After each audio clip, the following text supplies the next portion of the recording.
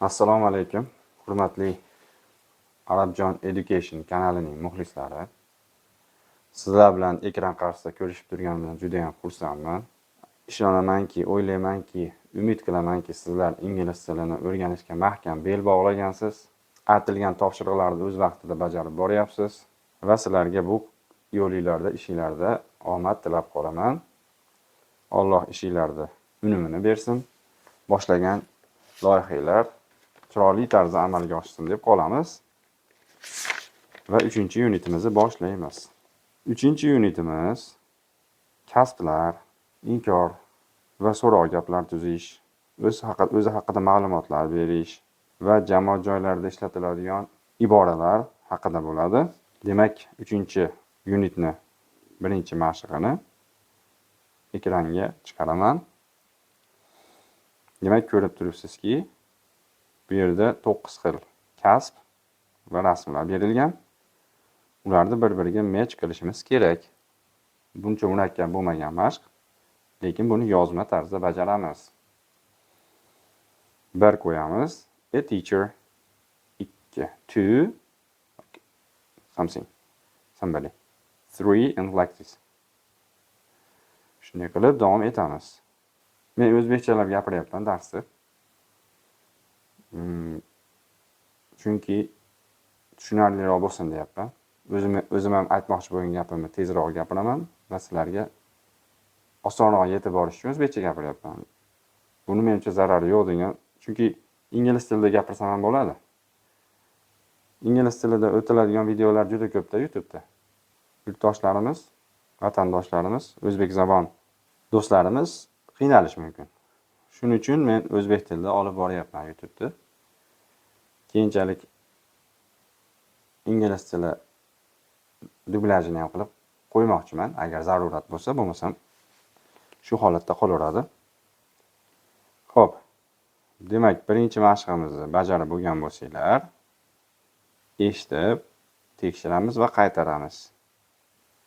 Audio variantini qo'yayapman. Boshladik. Jobs. 1, A teacher. 2, A doctor. 3, A bus driver. 4, A police officer. 5, A builder. 6, A shop assistant. 7, A nurse. 8, A student. 9, A businessman. Endi mana tekshirib oldik. Kasblarni bilib oldik. Qanaqa kasb ekanligini. Kasblar ham aytilishini ham xuddi shunaqa shahar nomlariga o'xshab talaffuzini, yozilishini o'rganib olinglar. Shunaqa qilib o'rganamiz kasblarni. Yuzlab, minglab kasblar bor-ku. Ularni shunday qilib yozib, mana shunaqa qilib o'rganamiz. Sekin-sekin to'g'ri aytish bilan. Hozirdan noto'g'ri aytib, to'g'ri aytishni o'rganib olmasangiz, keyin shu noto'g'ri aytishga o'rganib qolasiz. Xo'p, keyingi mashqimiz read the questions and answers, listen and repeat. Nima qilamiz ekan demak? Savol va javoblarni o'qib, eshitamiz va qaytaramiz. Boshladik. What's his job? He's a teacher. What's her job? She's a doctor. Mana yaxshi eshitib oldik. Demak, what's his job? He's a teacher. What's her job? She's a doctor. Kasbini so'rayotganimizda nima deymiz ekan? O'g'il bolani. Uning kasbi nima deganda what's his job? Qiz bolaga nisbatan what's her job deymiz ekan. Endi javob berayotganda diqqat qiling. Ko'pchilikda shu xato bo'ladi. Hattoki elementary, pre-intermediate o'qiyotgan o'quvchilarimiz ham ko'pincha shu xatoni qilib qo'yadi. Bu his job demasdan, his job is a teacher demasdan, he's a teacher desak to'g'ri bo'ladi. Yoki she is a doctor masalan. Birorta odamni so'ramoqchi bo'lsak, so'raymiz albatta, gaplashayotganda. What's her job? Ota-onamiz to'g'risida gaplashib qoldik, keyin sherigimiz bilan so'rayapti. What's his job? Nima deymiz biz? He's a lawyer. He's a taxi driver. He's a teacher. He's an engineer tarzda javob beramiz. Demak, endi hozir rasmlarga qarab, bir-biringlarga ko'rsatib, kasbini so'ranglar. Misol, birinchi rasmni ko'rsatasizda, what's his job? O'rtog'ingiz nima deydi? O'z teacherligini ko'rib turib, he's a teacher. Ikkinchi rasmni ko'rsatasiz. What's her job? She's a doctor. Tarzda bir-biringlar bilan dialog tuzinglar. Shu 9 ta bo'lsa, bitta 5-6 ta dialog tuzinglar. Endi keyingi mashqimizda bir-biringlardan savol javob qilinglar. What's your job? I'm a student. What's your job? I'm a teacher. What's your job desa my job deb qo'ymanglar. I'm a teacher. Buni eslab qolinglar. Endi keyingi mashqimizga o'tamiz. Keyingi mashqimiz negatives haqida ma'lumot ham beradi. Negatives bu inkor shakli. Ya'ni masalan, o'qituvchi degan bo'lsa, endi o'qituvchi emas deb qanday aytamiz ingliz tilida? Mana qaranglar. Birinchi va ikkinchi rasmga qaraymiz, o'qiymiz va o'rganamiz. Birinchisi nima deyapti? Student, teacher. Bu odamni bilmayapsiz, talabami yoki o'qituvchimi? Bizga aytayaptiki, he isn't a student. He's a teacher. U o'quvchi emas yoki talaba emas, u o'qituvchi. Nurse, doctor. She isn't a nurse. U hamshira emas. She's a doctor. U doktor deyapti. Endi listen and repeat. Eshitamiz va qaytaramiz. Marhamat. He isn't a student. He's a teacher. She isn't a nurse. She's a doctor. Xo'p, endi 1 dan 9 gacha bo'lgan boyagi rasmlarimizga qaytamiz. Ularga qaraymiz. Endi negativ gaplar tuzamiz ularga. Masalan, birinchisiga nima deymiz? Boringlar. He isn't a taxi driver. He's a teacher deyishimiz mumkin, a? He isn't a doctor. Yoki he isn't a police officer. He's a teacher. Ikkinchisi ham xuddi shunaqa. She isn't a teacher. She isn't a business woman yoki businessman.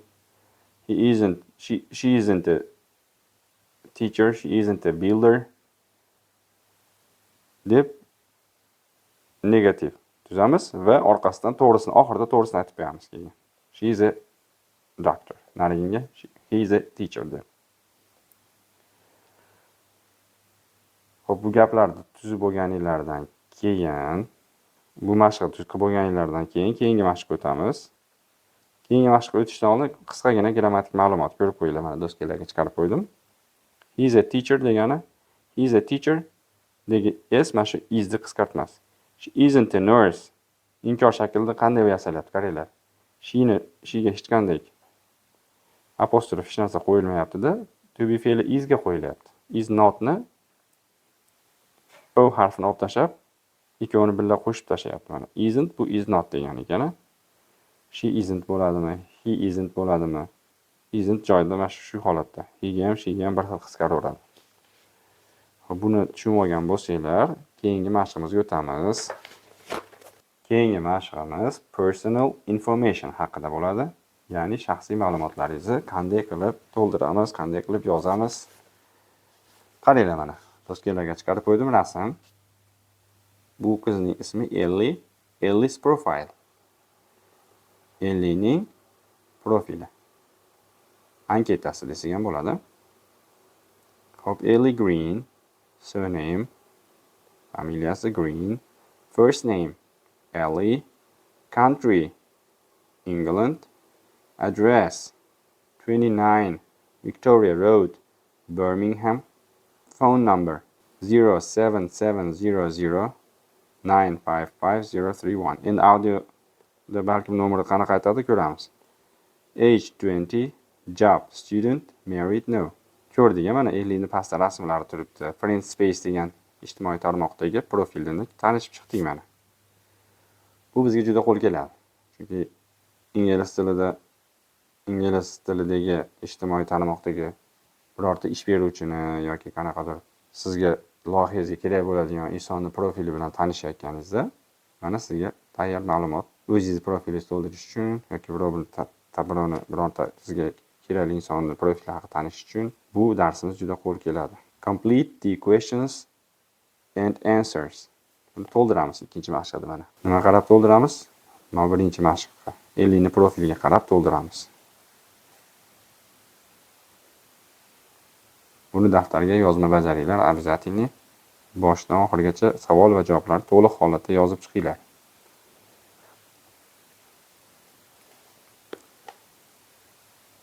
Endi yozib bo'lgan bo'lsanglar, eshitamiz, tekshiramiz va savol va javoblarni bir-birimiz bilan berib, ustida ishlaymiz.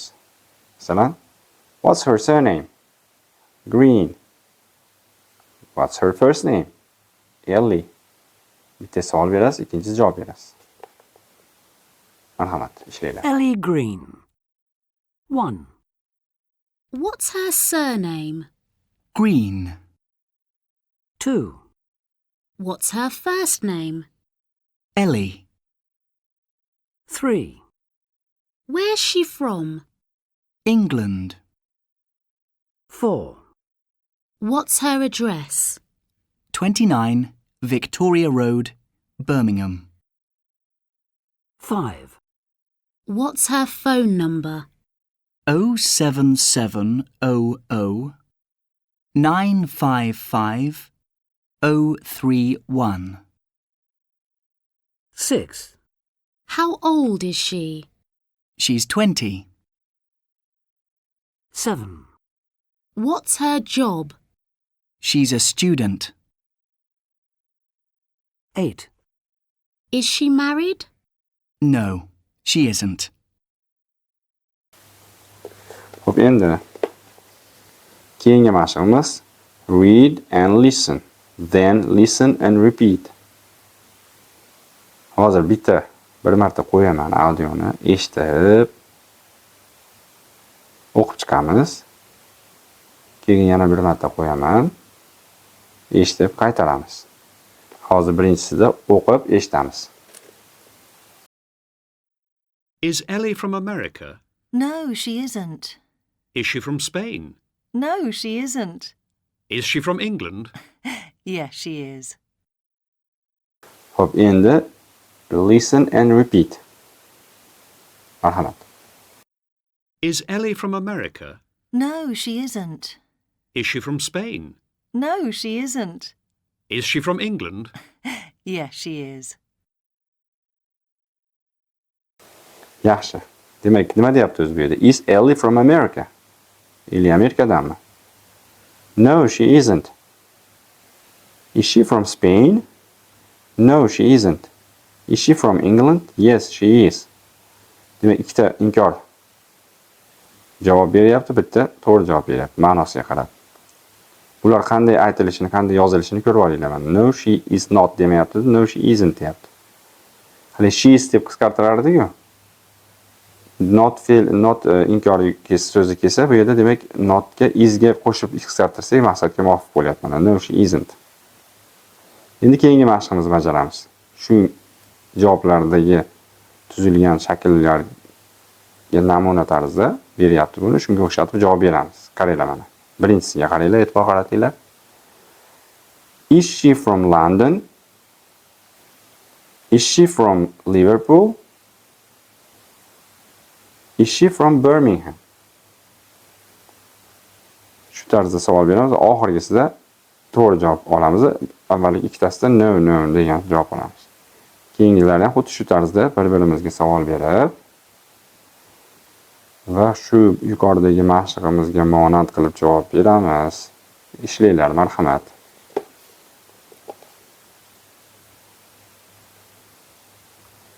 Endi oxirgi mashqimiz, bugungi darsimiz oxirgi mashqi. Bugungi darsimiz oxirgi mashqi complete the sentences. Gaplarni to'ldiramiz. Birinchisi mana Ellie isn't from the United States. She's from England. Her phone number nimadir? Shunaqa bajaringlar.